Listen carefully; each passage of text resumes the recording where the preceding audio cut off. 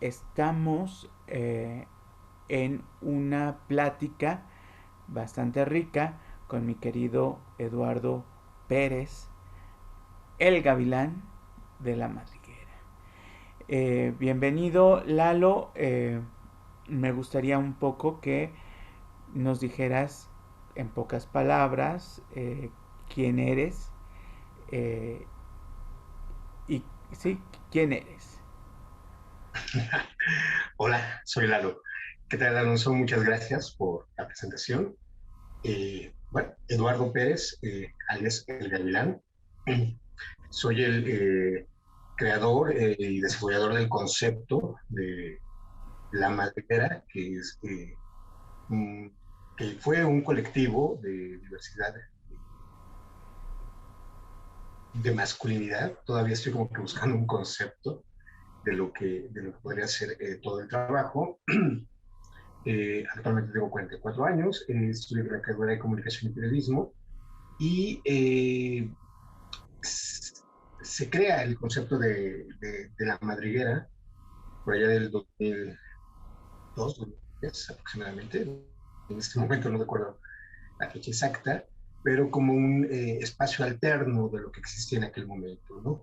Era, se abrían espacios en Internet, digo, actualmente pues, un poco cómico, ¿no? Tenían tanto Facebook, Twitter, muchísimos espacios, ¿no? En aquel momento eh, no eran tantas las opciones y eh, esta agrupación fue una de las opciones dentro de aquel momento. No sé, alguna cuestión adicional. O sea, esto es algo muy, muy grosso. Ok, muchas gracias, Eduardo. Una pregunta. Dentro de la madriguera, o más bien fuera de la madriguera, porque de alguna manera la madriguera se creó por alguna razón, se llegó a notar o se llegó a vivir algún tipo de discriminación al interior de la población LGBT o de la población gay en aquel entonces. Eh, sí, sí se llega a tener. eh, la, la, la agrupación tenía una dinámica en la cual eh, se llevaban cierto tipo de patrones de masculinidad con las cuales se identificaba el colectivo. En este caso era el predominar o el entender sobre el hombre al que se le llamaba chacal, ¿no? Entonces, era como que la relación y la conexión que existía y era como que el patrón de conducta de un cazador.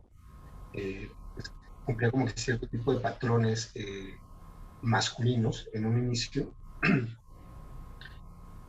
y empezamos a notar que existía como que parte de la discriminación también dentro del mismo colectivo hacia las manifestaciones diversas de sexualidad de muchas personas y empezamos a trabajar mucho eso, ¿no? Empezamos mucho a sensibilizar dentro del mismo colectivo porque notamos esa preocupación que era lo que nosotros nos quejábamos, porque en algún momento se existía, muy probablemente de primera instancia no la discriminación hacia la orientación, pero sí a lo mejor una cuestión clasista, porque nos movíamos o nos desarrollábamos en otro entorno que no correspondía al estereotipo de vida norteamericano que implica ser gay, ¿no? Se vivía otro tipo de entorno y de relación de HSH, ¿no? De hombres que tienen sexo con otros hombres, y se vivía de manera clandestina, ¿no? Entonces, ahí había como que otro tipo de segregación que nos unió y que empezó como a llevar por otro lado, ¿no? Eh, no sé si por ahí es un poco más la respuesta o ya me desvío un poco. Eh, por ejemplo, digamos, en esta transversalización de orientación sexual, eh, pues masculinidades, eh, también entraba eh, esta discriminación por cuestión étnica, por cuestión de origen o la famosa pigmentocracia que existe en el país. Sí, empezamos nosotros a tener, al momento que se forma un colectivo, una manada, por entenderlo de una forma muy biológica, empezamos a tener patrones de conducta que nos identifica dentro del ciclo, ¿no? En este caso, pues el tomar como bebida genérica la cerveza, y las garnachas, mientras se notaba cierto tipo de factores musicales que correspondían a la cultura totalmente popular, ¿no? Y eso precisamente es cuando se empieza a sentir o a notar también la segregación respecto a la pigmentación de piel, como bien mencioné, las cuestiones étnicas, no corresponder con los patrones físicos sajones, que a lo mejor más marca eh, la moda o algo así, y era un poco más como sentir el orgullo de las cuestiones raciales que nos identificaban y el placer de estar con similares que te hacía contar de manera anecdótica este tipo de segregación que a lo mejor podrías llegar a vivir, ¿no? Ay, a mí también me pasó, yo también lo viví, y era así como que otro tipo eh, de conexión que llegabas a tener, ¿no? Porque te identificabas, ¿no? Te identificabas es que yo no podía ir a tal lugar porque te trataba de tal manera, o yo no podía colocarme en tal cuestión porque empezaba a ser atacado de otra forma. Eh, es raro porque al momento de que pareciera que no somos un sector, un grupo vulnerable como lo pueden ser eh, otro tipo de manifestaciones de diversidad, sí se sentía eh, las agresiones y eh, la segregación, ¿no? Por parte de otros colectivos que nos veían, ¿no? También. Eh, por ejemplo, en esta cuestión de la vivencia, eh, cuando se habla de la palabra chacal o de la persona denominada chacal, eh, dame, digamos que los dos significados. Lo que la población LGBT cree y lo que tú has vivido como tal. Los mitos y las realidades. Dentro de la zoofilia fantástica de la diversidad, donde se mueven los osos, los lobos, se le atribuye al hombre de extracción popular, de una clase baja, el llamarlo chacal, ¿no? Por tener unos gustos, eh, una interpretación de la vida no tan acorde con la estilización de la vida gay, ¿no? Entonces, ha pasado, o sea, digo, porque lo mismo se divierten unos que se divierten los otros, y a veces tienen más dinero unos que los que tienen otros. O sea, no quiero irme como un orgullo de pobreza, sino más bien por las definiciones de lo que podría ser popular y lo que podría ser muy refinado, ¿no?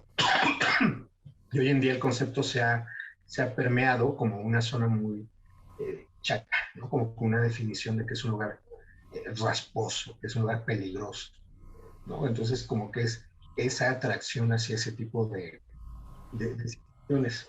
Mm. Existe desde la interpretación más popular que ha dado Carlos Monsiváis, que empieza ya como que a definir conceptos de color de piel y que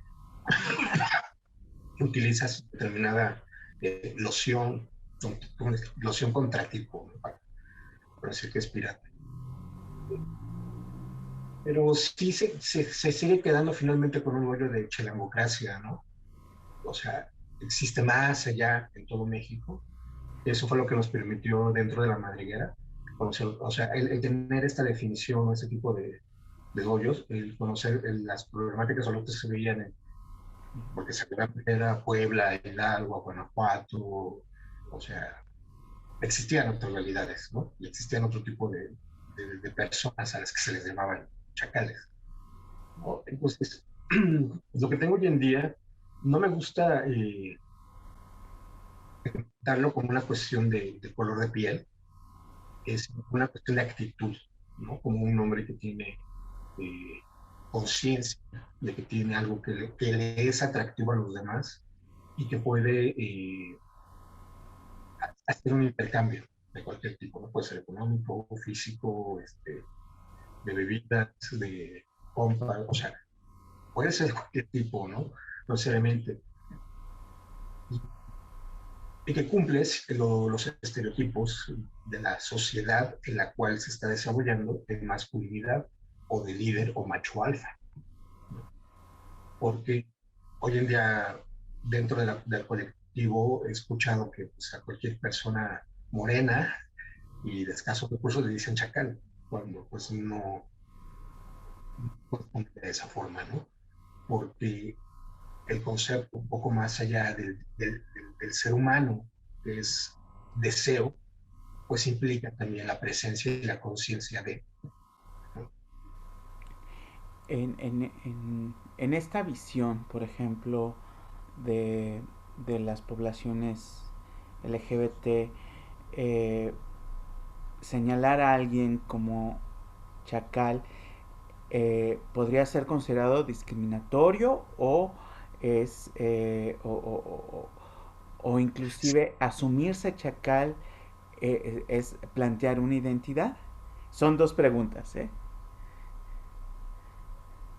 Es una cuestión muy interesante y es una cuestión muy eh, reflexiva que surgió dentro de toda esta etapa del grupo, de toda la década que operó de manera activa. Tenemos un compañero que era así como que el chacal político y todo el rollo. Y cuando él empezó a superarse, terminó su licenciatura, y empezó a ganar maestría y empezó a ganar bien, pues decían, ay, ya no es chacal, ¿no? Y como decía, soy que ser a fuerzas jodido, perdón, a fuerzas que no puedas cumplir tus expectativas de salir de una zona complicada. Entonces, sí, es muy discriminatorio, ¿no? Aunque pareciera, para satisfacer mi deseo, tú tienes que quedar como jodido. Y eso no está chido. Cuando tú lo entiendes, cuando tú te solidarizas, cuando dices es mi igual o es un ser humano, cuando no lo cosificas, sino lo entiendes como una persona, entonces ahí hay otro tipo de conexión que es muy diferente que cuando se le dice únicamente chacal como una cuestión de, sexual, porque cosificas al ser humano, ¿no? Eso es lo que creo que por ahí es. Sin embargo, las etiquetas también existen para que se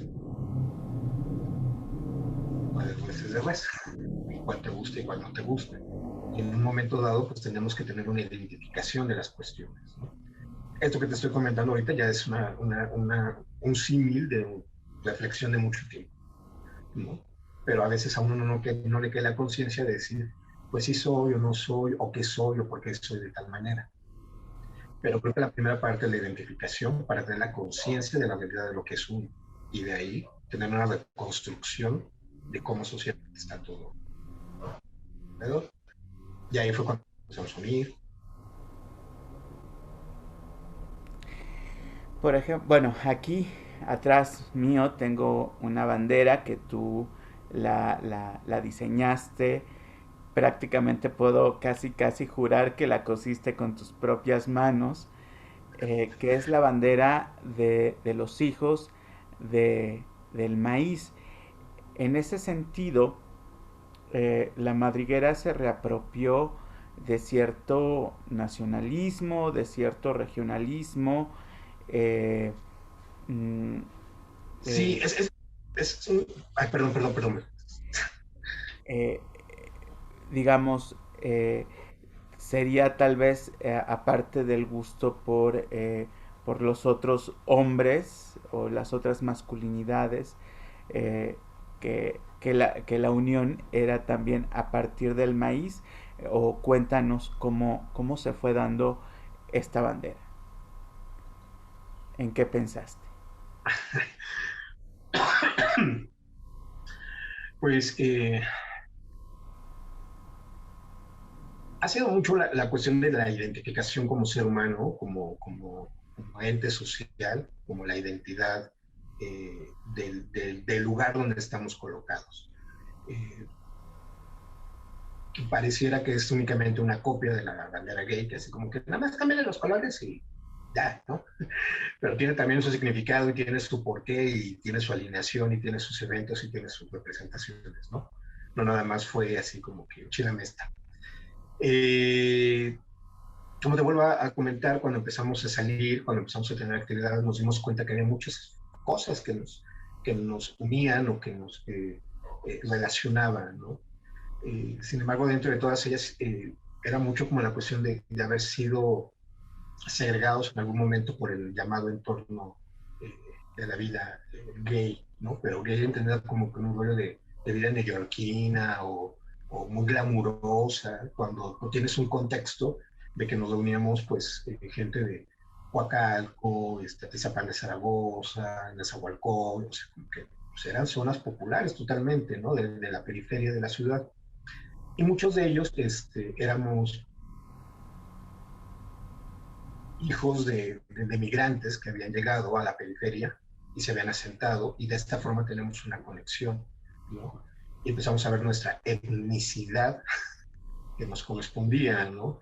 En este caso, el ser mixtecos, empezamos a tener contacto con otras personas que eran de otros poblados, de otras etnias, y empezamos a tener otro tipo de conversaciones, a lo mejor un poco más de orgullo, ¿no? De que es que yo me siento orgulloso de ser quien soy, ¿no? Me siento, más allá de mi orientación, es ser quien soy. Y digo, pues es que ese es el discurso de lo que se trata, pues toda la lucha LGBT, ¿no? El orgullo de ser quien eres, y pareciera que pues no podemos ser, este, de esta forma, que tenemos que corresponder, bueno, que tenemos que encajar como en un patrón muy marcadito ya, ¿no? De arcoíris. Está bien, no estoy en contra, también tiene su porqué y también tiene su significado. Estoy haciendo el símil de por qué se toma la opción de tener un nuevo emblema, ¿no? De esta agrupación. Eh, Era precisamente, teníamos la conexión con la comunidad LEDER en aquel momento, con el Círculo del Látigo Negro, que tenían su bandera, pues, que ya está, bueno, creo que la gente ubica muy bien la bandera LEDER, también con los osos, que pues, también es una bandera que tiene por ahí el rollo. Y cuando empezamos a hacer presencia dentro de las marcas que se realizan en la Ciudad de México, fue que empezamos a idear y a crear un estándar en este caso. Fue cuando decimos, bueno, pues que venimos de tal parte, somos originarios raíces, y era precisamente lo que nos significaba en los colores del maíz, rompiendo un poco también el paradigma de la cuestión de la piel, ¿no? Porque no nada más son los morenos, los chacales, ¿no? Hay hombres que corresponden a lo mejor a esos atributos que son del norte y que no los puedes dejar fuera totalmente y que cumplen dando muchas expectativas como la gente que está en Tabasco, o la gente que está en Yucatán. O sea, nos fuimos por la cuestión de lo que nos une, que es la alimentación básica de esta población. Y pues ahí están los colores del maíz precisamente, ¿no? Dándonos la identidad de esa cuestión, desde el blanco, del maíz blanco, el maíz amarillo, el maíz rojo, el maíz morado, el maíz azul y el maíz negro, ¿no? Y que nos vamos también a una cuestión histórica que pues,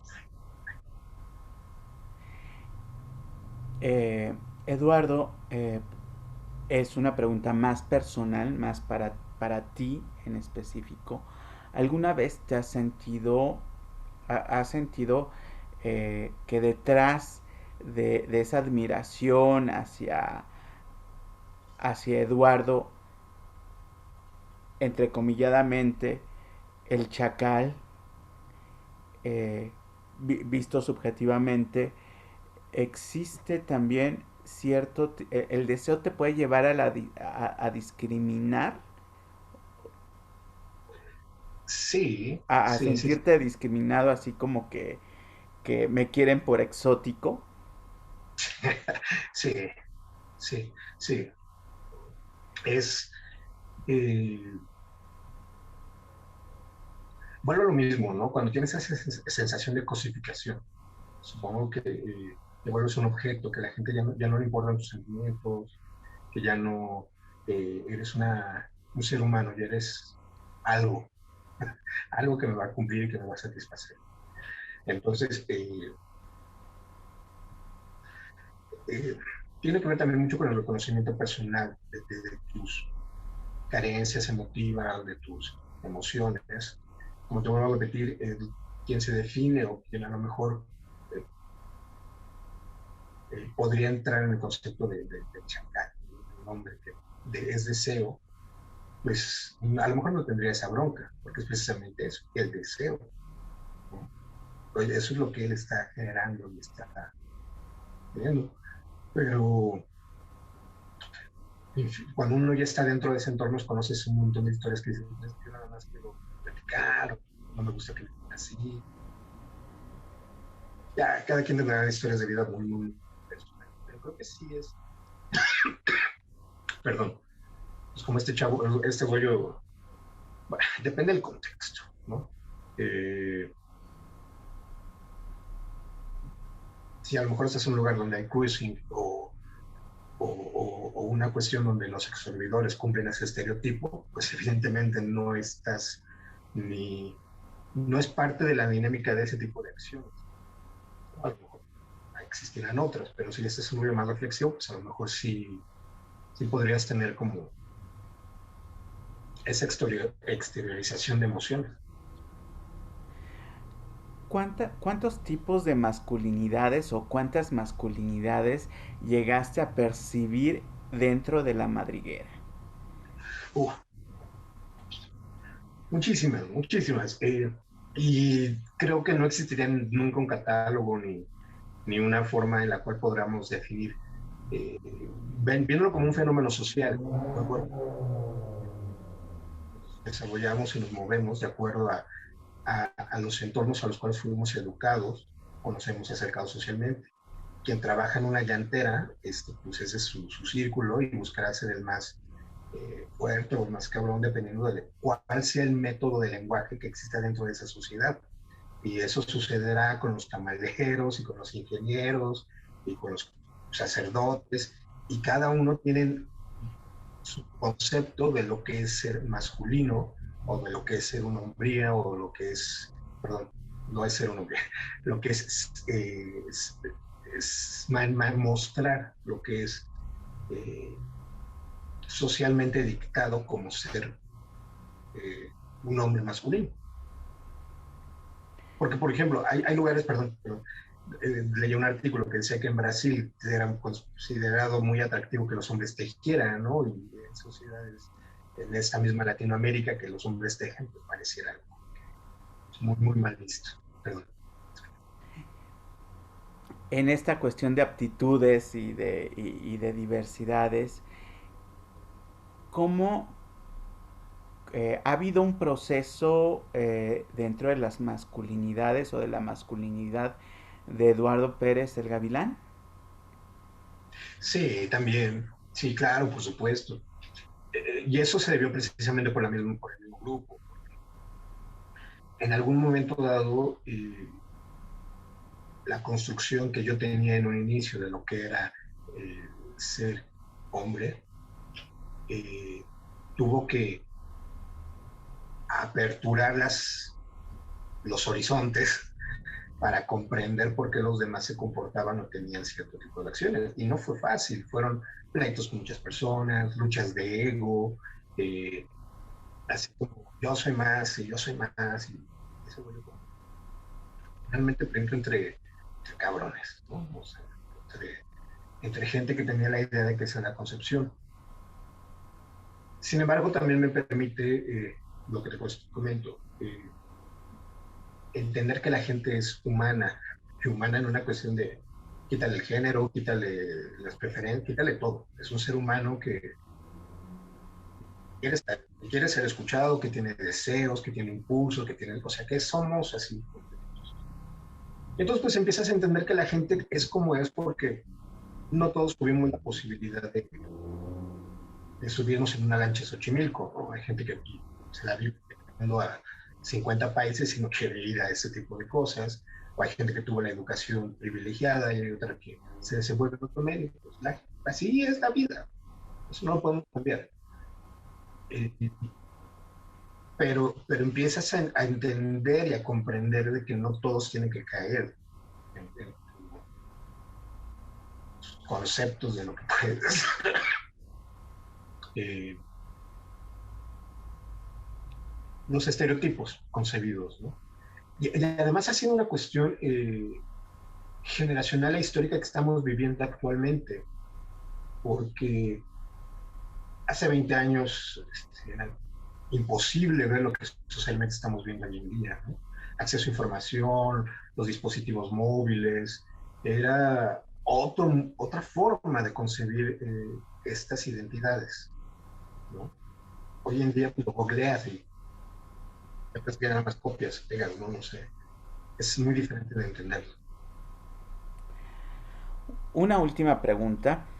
Eh, Me gustaría que me dijeras cómo se ligaba antes entre, entre hombres. ¿Cómo se ligaban? Mira, no lo sé. Yo te voy a contar de lo que a mí me tocó en mi entorno o mi cuestión primaria, porque pues sí, ¿no? Tú cuando eres chavito, pues hay gente más grande que tendrá otro tipo de anécdotas, pero eh, yo rentaba un apartado postal y era en estas revistas de clasificados donde mandabas tu cartita, ¿no? Entonces estábamos hablando que tenías que esperar 6 meses en lo que llegaba al buzón de donde tendría que llegar, lo recogía quien lo tenía que recoger, llegaba la editorial que tenía que llegar, lo seleccionaba quien lo tenía que seleccionar, pasaba imprenta, distribución, eh, llegaba, lo compraba, se distribuía, alguien lo leía, por una estampilla, te hacía una carta y te la enviaba. Entonces, después de 6 meses para que se publicara, te enviaban otra carta de después, ya estamos hablando de 7 meses, ¿no? Y si tuvo suerte, pues ya te mandaba el número de teléfono. Y si no, bye. Y, y me acuerdo que así era, ¿no? O sea, bueno, por las primeras que recuerdo, sí, era como que demasiada espera.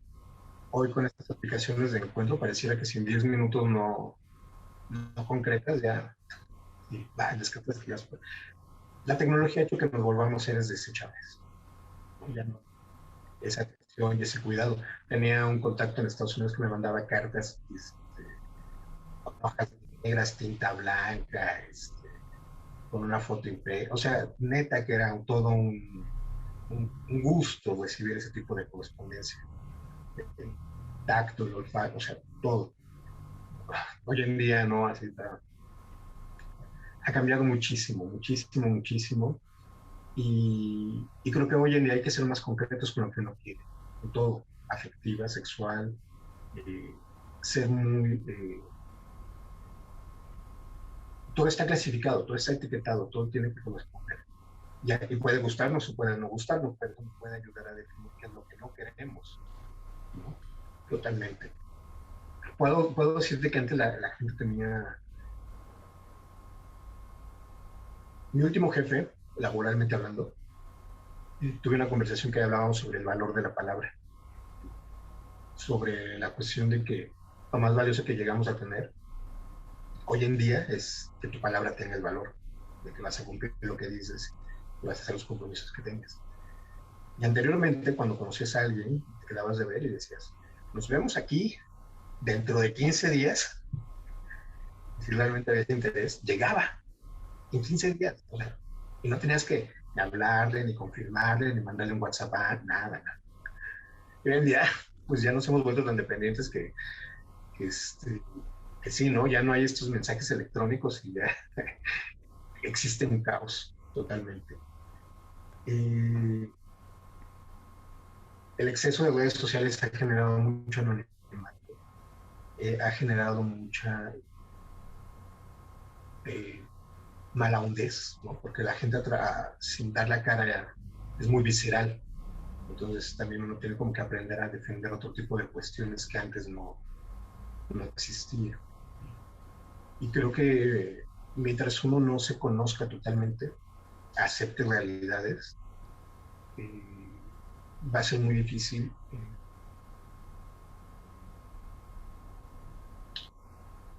entender que el mundo es así.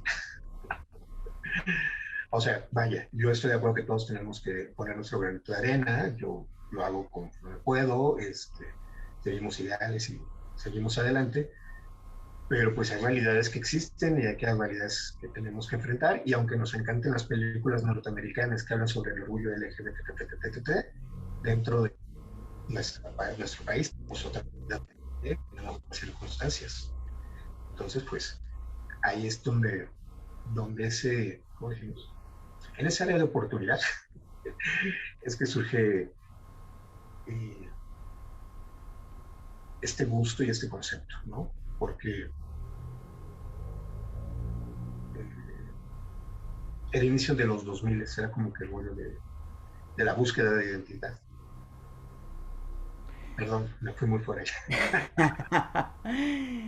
Mi querido Lalo, y bueno, para finalizar, ¿cuáles son los planes para el siguiente año? Porque yo creo que Galería José María Velasco está dentro de la mira, ¿no? Tenemos algo muy interesante planeado ya se puede decir así. Un preview, un, un cáliz, como dirían.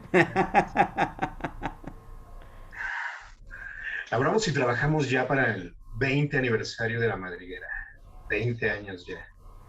Entonces, de corazón y con todo el cariño del mundo, le he propuesto al buen Chac, Chacalero, Alonso Hernández, que en conjunto y conforme los dictámenes de la historia del protocolo lo indican, realicemos esta actividad para definir y celebrar todo este aprendizaje que hemos tenido a lo largo de este tiempo. Ok. Y tenemos muchas cosas pensadas. Oh, sí. Muchísimas gracias, Lalo, por esta entrevista. Mi nombre es Alonso Hernández, chacalero, chac, de Archivos y Memorias Diversas y también de La Madriguera. Y bueno, pues esperamos platicar de nuevo contigo para estos 20 años de La Madriguera. Muchas gracias y gracias Alfredo Matus y Galería José María Velasco. Un abrazo, gracias a todos. Hasta luego.